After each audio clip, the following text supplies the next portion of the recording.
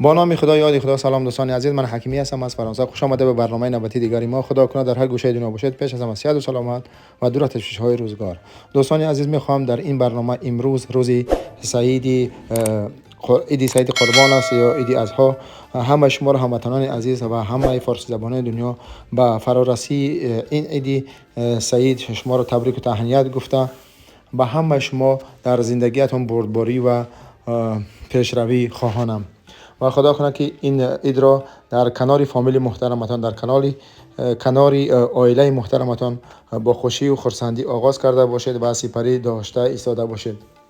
دیگه پرحرفی نمیکنم. این هم بود کمی معلومات درباره چگونه جشن میگیرند در فرانسه.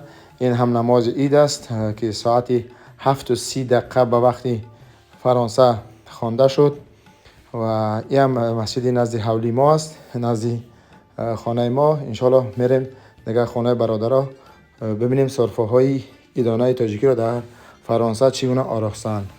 با ما باشید. دیگه شما را با خدای پاک و منان میسپارم. یک بار دیگه بازم عیدتان مبارک باشه. گفتی تاجیکا که خانه بیاین عید برادرها، 3 روز وقت داریم، 3 روز گفتی که فرصت داریم. انشالله هستیم در خانه، میتونیم مرحمت کنین، بیاین نور دیده تاجی سر. دیگه باقی شما را به خدای پاک و منان میسپارم تا برنامه های بعدی. خدا نگهدار. رفتیم با هم تماشا میکنیم سرفه های تاجیکی را.